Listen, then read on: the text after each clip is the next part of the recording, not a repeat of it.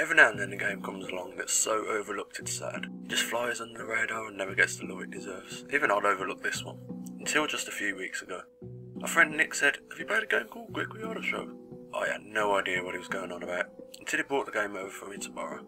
I had indeed seen this game before, with its strange blockhead box art. This Capcom title was never released in the States, and it's sadly overlooked by a lot of people, so I whipped out the PS2, dusted her off and began my adventure into the weird and sometimes a bit disturbing world of the Gregory Horror Show.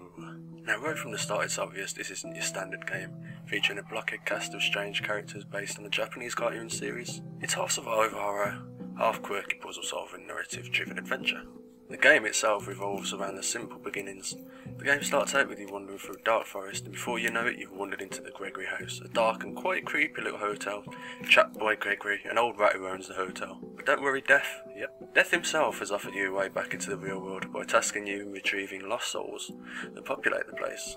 If you fail, you become a permanent guest at Gregory's hotel. Lovely. Now each of these souls is held by one of the strange and slightly deranged hotel guests, who are keeping these souls for themselves. The game of course involves getting them back from the weirdos and delivering them back to the Grim Reaper, but believe me, it's not as easy as it sounds. Presented in Capcom's familiar third-person style, the game borrows plenty of gameplay mechanics from the Resident Evil series, and on that basis could be considered a surreal survival horror offspring. Much like any other game in the subgenre, the idea is to wander around collecting seemingly unconnected objects, books, fragments, stuff like that, and most crucially to spy on the oddball occupants as much as possible while they're going about their business. When they're sleeping or when they're just having a little think to themselves, we need to find out what makes them tick after all. Their weakness, their thoughts on other guests, and ultimately how to get the souls off them. One of the first characters you'll run into is Nico Zombie. His stitched up mouth, this guy is a real pleasure to look at. The cat shows you the control scheme of the game, it's pretty much a tutorial. Like spying, collecting souls, spying in keyholes allows you to eavesdrop usefully, get information on guests as well as coming face to face with these particular guests later on in the game. Guests will usually do a run if they see you, and while still possessing a bottled soul. Once you've recovered the soul from the guest, instead of running away like the lamos they are, some will attempt to attack you and probably succeed. The guest can run faster than you, so don't expect an easy job by any means. This does add a really nice layer of stealth, of course. You can hide in wardrobes, but that's when someone isn't chasing you because, you know, you happen to take their soul. The first two souls you do collect are little more than an exercise in introducing the simple mechanics, being observant, scouring the rooms for clues, and putting a plan into action. Most of the game's information comes from basically spying on what everyone's up to. By hitting triangle, peeping through keyholes, you're listening on their thoughts or random mutterings. Sometimes you can simply talk to the guest, direct to find out what they want. For example, Nico Zombie is a bit of a sad case. With his sewn up mouth, he's just desperate for some food. Others, like Nurse Catherine, we'll get back to her later, have no intention of letting go of their soul, need upsetting in some way to get it back. While Gregory Horror Show shares its basic mechanic controls with games like Resident Evil, that's about where the similarities end, with the emphasis firmly on puzzle solving rather than shooting monsters. But despite the lack of action, you can still die, in a way. In this case, it's a mental gorge, which constantly ticks down. You just have to stop that from happening. Though, in a hotel full of freaky characters, that's not an easy task. Especially when most of the occupants are intent on chasing after you. They catch up with you, or if you inadvertently run into them. Me shitting bricks at Nurse Catherine aside, the game cuts to a little horror show, and a chunk of your mental energy is lost. Reading books, eating, drinking, you can do stuff that helps keep unwanted madness away. But if you're not careful, the onset of tiredness, headaches, nervousness, confusion, and darkness ailments can dramatically impair your performance. Not only does your facial expression change, something I really liked about the game, but the ability to see deteriorates too, and the misery piles up. Deliver a soul though, and all known ills magically disappear. But if your mental gorge gets down to zero and there's no escape, it's game over. Time to reload from the fortune-telling frog. I did mention this game is full of strange characters, right?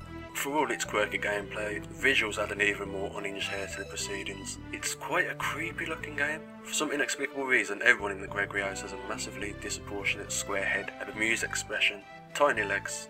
Yeah, it's pretty strange, in case you hadn't noticed yet. I'm assuming it's something to do with the deranged mind of the cartoon creator, rather than Capcom itself. It works very well indeed though, and despite their basic appearance, deliberate lack of texturing and limited animation, it's a joy going through the game, just to find out who you're going to encounter next. Part of the ragtag cast and charm is the sheer comical nature, but arguably it's the voiceovers that do the trick. Gregory's son insistently plotting, James giggling away to himself.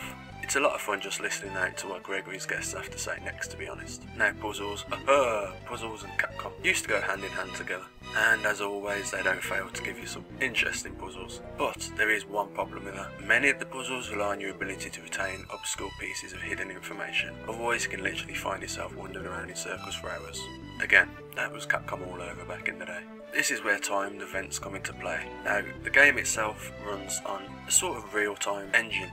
Things are always happening around the hotel that you might miss, but it's fun just to go back and find out what you missed later on in the game. While I was fumbling about the hotel, trying to spy on characters and work out what time things were going to happen, that damn Nurse Catherine, her and her damn blood sampling. Believe me, if you don't know what I'm on about, I'm not going to spoil it for you, but just beware of her, she's the one to look out for. Personally, I could have done without being chased around for 50% of the game. It's tricky enough as it is, but with the quality of humour and characterisation in the game, it does take away the frustration factor, and it's far more compelling the game. Dark, humorous, strange, Gregory Horror Show is without a doubt one of the quirkiest, most charming adventures that I've ever had the pleasure to play. The more souls you have, the more guests and more hotels come intact to explore and interact with. In addition, PP did steal souls for make it a pain in the arse to travel from one hotel to the other later on. I've personally loved playing this game, and it's just a shame that Capcom didn't see the potential in it. I mean, no US release? Come on, seriously. My only hope is that Capcom could do more games like this, or that other publishers can get as experimental with games, because this is the weirdest thing I've played in a while. If you've never given it a go, I urge you to try and pick up a copy, or at least download an emulated version, just to see what might have become one of Capcom's biggest franchises. The work is there, the story is there, voice acting, graphics, the lot. Gregory Horror Show has it all, and then some. This has been my little introduction for those who've overlooked it, as I did. I've been Retro Ranter. Thank you very much for watching. I'll see you next time, fellow gamers.